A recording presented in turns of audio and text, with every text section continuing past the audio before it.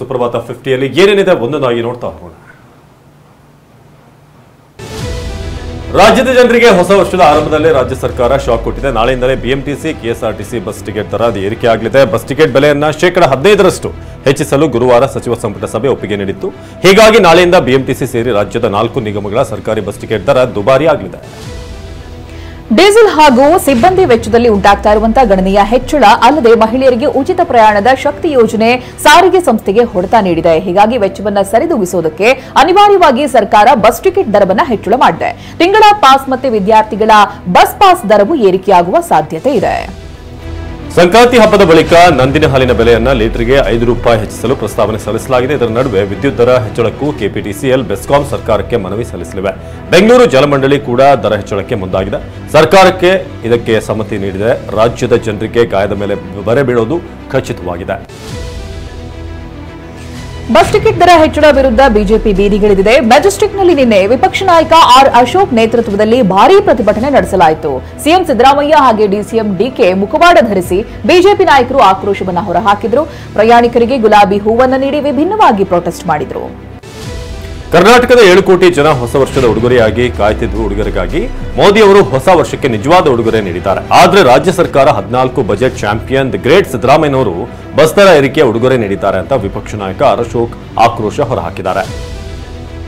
ರಾಜ್ಯ ಸರ್ಕಾರ ಹೆಣ್ಣು ಮಕ್ಕಳಿಗೆ ಉಚಿತ ಪ್ರಯಾಣ ನೀಡಿ ಗಂಡಸರಿಗೆ ಬರೆ ಹಾಕುವ ಕೆಲಸ ಮಾಡ್ತಾ ಇದೆ ಅಂತ ವಿಧಾನ ಪರಿಷತ್ ವಿಪಕ್ಷ ನಾಯಕ ಛಲವಾದಿ ನಾರಾಯಣಸ್ವಾಮಿ ಕಿಡಿಕಾರಿದ್ದಾರೆ. ರಾಜ್ಯ ಸರ್ಕಾರದ ಗ್ಯಾರಂಟಿ ಯೋಜನೆಗಳ ಫಲವಾಗಿ ಇಂದು ಜನರು ಪ್ರತಿಯೊಂದಕ್ಕೂ ದುಬಾರಿ ಬೆಲೆ ತೆರಬೇಕಾಗಿದೆ ಅಂತ ಹರಿಹಾಯ್ದಿದ್ದಾರೆ. ಬಿಜೆಪಿ ಪ್ರತಿಭಟನೆಗೆ ಸಾರಿಗೆ ಸಚಿವ ರಾಮಲಿಂಗಾರೆಡ್ಡಿ ತಿರುಗೇಟು ನೀಡಿದ್ದಾರೆ. 2020 ಜನವರಿ 26ರಲ್ಲಿ ಬಿಜೆಪಿಯವರು 12% ಟಿಕೆಟ್ ದರ ಏರಿಕೆ ಮಾಡಿದ್ರು. ಜನರಿಗೆ ತೊಂದರೆ ಆಗಿಲ್ವೇ?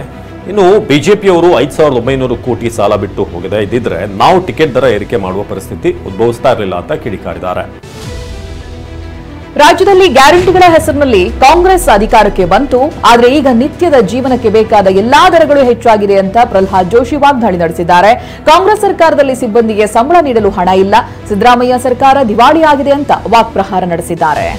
ರಾಜ್ಯದಲ್ಲಿ ಸರ್ಕಾರವೇ ಇಲ್ಲ, ಜನರ ಜೇಬಿಗೆ ಕೈ ಹಾಕಿ ದರೋಡೆ ಮಾಡಿ ದೊಡ್ಡದಾಗಿ ಗ್ಯಾರಂಟಿ ಕೊಡ್ತಿದ್ದಾರೆ ಎಂದು ಕೇಂದ್ರ ಸಚಿವ ಎಚ್ ಡಿ ಕುಮಾರಸ್ವಾಮಿ ಕೆಂಡಕಾರಿದ್ದಾರೆ.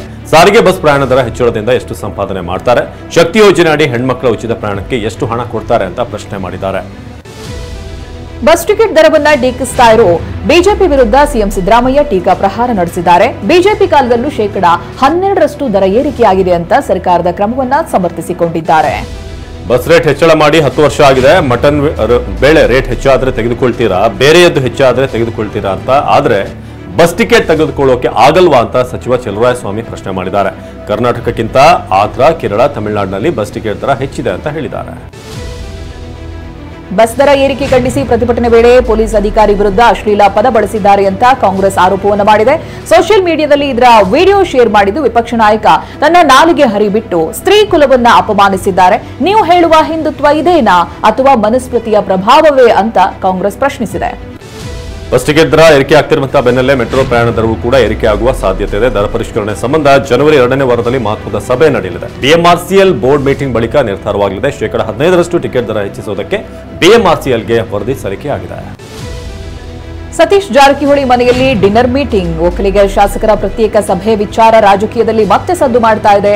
ಊಟಕ್ಕೆ ಸೇರಿದ್ರೆ ಸಭೆ ಅಂತ ಊಹೆ ಮಾಡಿಕೊಂಡ್ರೆ ಏನ್ ಮಾಡಬೇಕು ಅಂತ ಸಿಎಂ ಹೇಳಿದ್ದಾರೆ. ಸಚಿವ ಸಂಪುಟದಲ್ಲಿ ಯಾವುದೇ ಬದಲಾವಣೆ ಮಾಡಲ್ಲ, ಎಲ್ಲವೂ ಸುಳ್ಳು ಅಂತ ಸ್ಪಷ್ಟಪಡಿಸಿದ್ದಾರೆ. ಗುರುವಾರ ರಾತ್ರಿ ಬೆಂಗಳೂರಿಗೆ ಆಗಮಿಸಿದ ಬಿಜೆಪಿ ರಾಷ್ಟ್ರೀಯ ಅಧ್ಯಕ್ಷ ಜೆಪಿ ನಡ್ಡಾ ನಿನ್ನೆ ಸಂಜೆ ಪಕ್ಷದ ರಾಜ್ಯ ನಾಯಕರನ್ನ ಭೇಟಿ ಮಾಡಿ ದೆಹಲಿಗೆ ವಾಪಸ್ಸಾಗಿದ್ದಾರೆ. ದೆಹಲಿಗೆ ಹೋಗುವ ಮುನ್ನ ಕುಮಾರಕೃಪಾ ಅತಿಥಿ ಗೃಹದಲ್ಲಿ ಪಕ್ಷದ ರಾಜ್ಯ ನಾಯಕರ ಜೊತೆ 1-to-1 ಮಾತುಕತೆ ನಡೆಸಿದ್ದು, ರಾಜ್ಯ ಸರ್ಕಾರದ ವೈಫಲ್ಯಗಳ ವಿರುದ್ಧ ಒಗ್ಗಟ್ಟಾಗಿ ಹೋರಾಟ ಮಾಡುವಂತೆ ಸೂಚನೆ ಕೊಟ್ಟಿದ್ದಾರೆ. ಕುಮಾರಕೃಪಾ ಗೆಸ್ಟ್ ಹೌಸ್ನಲ್ಲಿ ಬಿಜೆಪಿ ಅಧ್ಯಕ್ಷ ಜೆಪಿ ನಡ್ಡಾರನ್ನ ಭೇಟಿಯಾದ ಎಂಎಲ್ಸಿ ರವಿಕುಮಾರ್ ಪಕ್ಷದಿಂದ ಆಂತರಿಕ ಸಂಘರ್ಷದ ಬಗ್ಗೆ ಗಮನಕ್ಕೆ ತಂದಿದ್ದಾರೆ. ಪಕ್ಷದಲ್ಲಿನ ಕಿತ್ತಾಟದಿಂದ ಸಾಕಷ್ಟು ಸಮಸ್ಯೆ, ಗೊಂದಲ ಆಗ್ತಾ ಇದೆ. ಬಣಗಳಿಂದಾಗಿ ಪಕ್ಷ ಸಂಘಟನೆಗೂ ಡ್ಯಾಮೇಜ್ ಆಗ್ತಾ ಇದೆ. ಶೀಘ್ರವೇ ಪಕ್ಷದಲ್ಲಿನ ಗುಂಪುಗಾರಿಕೆ ಪರಿಹರಿಸಬೇಕು ಅಂತ ನಡ್ಡಾಗೆ ಮನವಿ ಮಾಡಿದ್ದಾರೆ.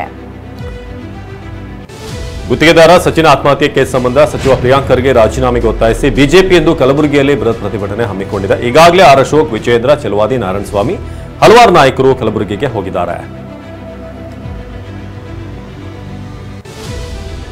ಆತ್ಮಹತ್ಯೆಗೆ ಶರಣಾಗಿರುವ ಗುತ್ತಿಗೆದಾರ ಸಚಿನ್ ಪಾಂಚಾಳ್ ಮನೆಗೆ ನಿನ್ನೆ ಸಿಐಡಿ ತಂಡ ಭೇಟಿಯನ್ನು ನೀಡಿ ಮಾಹಿತಿಯನ್ನು ಕಲೆ ಹಾಕಿದೆ. CID DYSP Suleman tahsildar team 1 ಗಂಟೆ ವಿಚಾರಣೆ ನಡೆಸಿತ್ತು. ಈ ಬಗ್ಗೆ ಮಾತನಾಡಿದ ಸಚಿನ್ ಸಹೋದರಿ ನಾಪತ್ತೆಯಾದ ದಿನದಿಂದ ಎಲ್ಲಾ ಮಾಹಿತಿಯನ್ನು ಪಡೆದಿದ್ದಾರೆ ಅಂತ ಹೇಳಿದರು.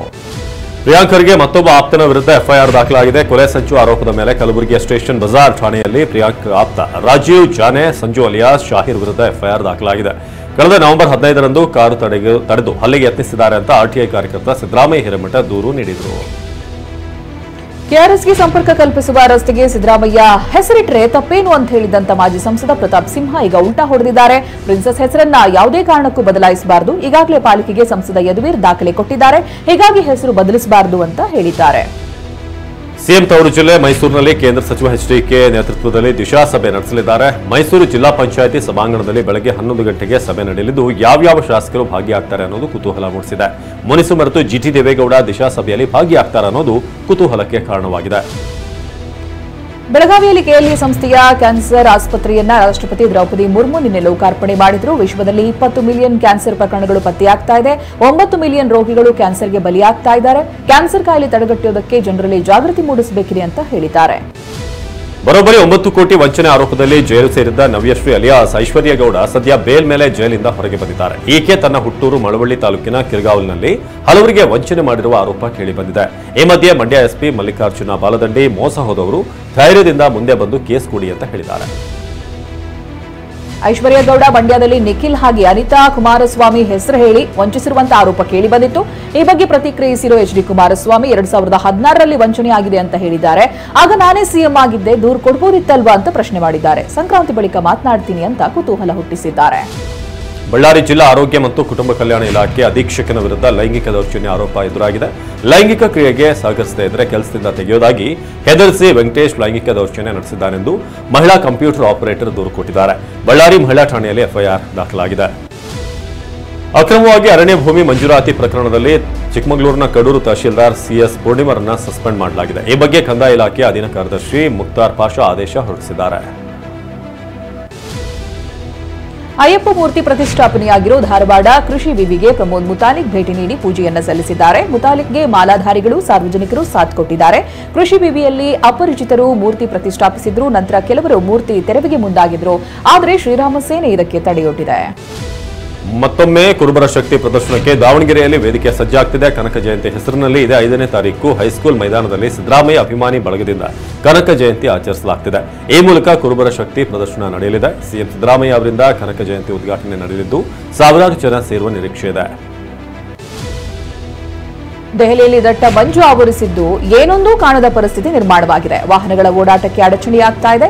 ಬೆಳಗ್ಗೆ ಆದರೂ ಹೆಡ್ಲೈಟ್ ಹಾಕೊಂಡು ಓಡಾಡುವಂತಾಗಿದೆ. ಹವಾಮಾನ ವೈಪರೀತ್ಯದ ಕಾರಣ ದೆಹಲಿಯಲ್ಲಿ 400 ವಿಮಾನಗಳ ಹಾರಾಟ ವಿಳಂಬವಾಗಿದೆ. ಮರಗಟ್ಟಿಸುವ ಚಳಿ ನಡುವೆ 76ನೇ ಗಣರಾಜ್ಯೋತ್ಸವಕ್ಕೆ ದೆಹಲಿಯಲ್ಲಿ ಯೋಧರು ಭರ್ಜರಿ ತಾಲೀಮು ನಡೆಸಿದ್ದಾರೆ. ಕರ್ತವ್ಯ ಪಥದಲ್ಲಿ ಅತ್ಯಂತ ಶಿಸ್ತುಬದ್ಧವಾಗಿ ಯೋಧರು ಕವಾಯತು ಮಾಡಿದ್ದಾರೆ. ಉತ್ತರ ಪ್ರದೇಶದಲ್ಲಿ ಚಳಿಗೆ ದಟ್ಟ ಹಿಮ ಆವರಿಸಿದೆ. ಮಥುರಾ ಪಟ್ಟಣದಲ್ಲಿ ಸಂಪೂರ್ಣ ಮಂಜು ಮುಸುಕಿದ್ದು ವಾಹನಗಳ ಸಂಚಾರಕ್ಕೆ ಅಡ್ಡಿಯಾಗಿದೆ. ರಸ್ತೆಯಲ್ಲಿ ಏನೊಂದು ಕಾಣದ ಪರಿಸ್ಥಿತಿಯಲ್ಲಿ ನಿರ್ಮಾಣವಾಗಿದೆ. ಚಳಿಯಿಂದ ರಕ್ಷಿಸಿಕೊಳ್ಳುವುದಕ್ಕೆ ಬೆಚ್ಚನೆಯ ಒಳ ಉಡುಪುಗಳ ಮೊರೆ ಹೋಗಿದ್ದಾರೆ ಜನ. ಸೌರವ್ ಗಂಗೂಲಿ ಪುತ್ರಿ ಸರಾ ಗಂಗೂಲಿ ಕಾರ್ಗೆ ಬಸ್ ಡಿಕ್ಕಿ ಹೊಡೆದಿದೆ. ಕೋಲ್ಕತ್ತಾದ ಡೈಮಂಡ್ ಹಾರ್ಬರ್ ರಸ್ತೆಯಲ್ಲಿ ಅಪಘಾತವಾಗಿದೆ. ಅದೃಷ್ಟವಶಾತ್ ಗಂಗೂಲಿ ಪುತ್ರಿ ಪ್ರಾಣಾಪಾಯದಿಂದ ಪಾರಾಗಿದ್ದಾಳೆ. ಆಕ್ಸಿಡೆಂಟ್ ಬಳಿಕ ಬಸ್ ಚೇಸ್ ಮಾಡಿ ತಡೆದು ನಿಲ್ಲಿಸಿದಂತ ಸನಾ ಗಂಗೂಲಿ ಪೊಲೀಸರಿಗೆ ದೂರು ನೀಡಿದ್ದಾರೆ. ಬಸ್ ಚಾಲಕನನ್ನು ಅರೆಸ್ಟ್ ಮಾಡಲಾಗಿದೆ. ಮರುಪರೀಕ್ಷೆಗೆ ಒತ್ತಾಯಿಸಿ ಬಿಹಾರ ಲೋಕಸೇವಾ ಆಯೋಗದ ವಿರುದ್ಧ ವಿದ್ಯಾರ್ಥಿಗಳು ಪ್ರತಿಭಟನೆ ಮುಂದುವರೆಸಿದ್ದಾರೆ. ಪಾಟ್ನಾದಲ್ಲಿ ನಿನ್ನೆ ವಿದ್ಯಾರ್ಥಿಗಳ ಹೋರಾಟಕ್ಕೆ ಕಾಂಗ್ರೆಸ್ ಕಾರ್ಯಕರ್ತರು ಸಾಥ್ ನೀಡಿದ್ದು ಪಂಜಿನ ಮೆರವಣಿಗೆ ನಡೆಸಿದರು. ಉತ್ತರ ಪ್ರದೇಶದ ಪ್ರಯಾಗ್ರಾಜ್ನಲ್ಲಿ ಮಹಾಕುಂಭ ಮೇಳಕ್ಕೆ ಬರುವವರ ವಾಸ್ತವ್ಯಕ್ಕೆ ಸಕಲ ಸಿದ್ಧತೆ ಮಾಡಿಕೊಳ್ಳಲಾಗಿದೆ. ಆಧುನಿಕ ಸೌಲಭ್ಯಗಳಿರುವಂತಹ ವಿಐಪಿ ಟೆಂಟ್ಗಳನ್ನು ಕೂಡ ನಿರ್ಮಿಸಲಾಗಿದೆ. ಮಂಚ, ಬೆಡ್, ಸೊಳ್ಳೆ ಪರದೆ ಇನ್ನಿತರ ಸವಲತ್ತುಗಳಿವೆ. ಉತ್ತರ ಪ್ರದೇಶದ ಪ್ರಯಾಗ್ರಾಜ್ನಲ್ಲಿ ಮಹಾಕುಂಭ ಮೇಳಕ್ಕೆ ಅಂತಿಮ ಹಂತದ ಸಿದ್ಧತೆ ನಡೆದಿದೆ. ಮಹಾಕುಂಭ ಮೇಳ ಸ್ಥಳದ ದೃಶ್ಯಗಳು ಡ್ರೋನ್ ಕ್ಯಾಮೆರಾದಲ್ಲಿ ಸೆರೆಯಾಗಿದೆ. ಜನವರಿ 13ರಿಂದ ಮಹಾಕುಂಭ ಮೇಳ ಆರಂಭವಾಗಲಿದ್ದು ಫೆಬ್ರವರಿ 26ರವರೆಗೂ ಇರುತ್ತೆ. ಜಮ್ಮು ಮತ್ತು ಕಾಶ್ಮೀರದ ನಯಾಗರ ಎಂದೇ ಖ್ಯಾತಿಯಾಗಿರುವಂತಹ ಜಮ್ಮು ಮತ್ತು ಕಾಶ್ಮೀರದ ಅಹಬಾಲ್ ಜಲಪಾತ ಈಗ ಎಲ್ಲೆಡೆಯಿಂದ ಪ್ರವಾಸಿಗರನ್ನ ಆಕರ್ಷಿಸುತ್ತಿದೆ. ಈ ಸಾರಿ ಪ್ರವಾಸಿಗರ ಸಂಖ್ಯೆಯಲ್ಲಿ ಭಾರಿ ಏರಿಕೆಯಾಗಿದ್ದು ಜನರು ಕುಟುಂಬ ಸಮೇತರಾಗಿ ಇಲ್ಲಿಗೆ ಆಗಮಿಸುತ್ತಿದ್ದಾರೆ. ಅಫ್ಘಾನಿಸ್ತಾನದ ಕಾಬೂಲ್ನಲ್ಲಿ ಹಿಮದಿಂದ ಚಾಂಪಿಯನ್ಸ್ ಟ್ರೋಫಿ ತಯಾರಿಸಲಾಗಿದೆ. ಇದೇ ಫೆಬ್ರವರಿಯಲ್ಲಿ ಚಾಂಪಿಯನ್ಸ್ ಟ್ರೋಫಿ ಆರಂಭವಾಗಲಿದ್ದು ಈ ಹಿಮದ ಟ್ರೋಫಿ ಅಫ್ಘಾನಿಸ್ತಾನದಲ್ಲಿರುವ ಕ್ರಿಕೆಟ್ ಮೇಲಿನ ಪ್ರೀತಿ ತೋರಿದೆ.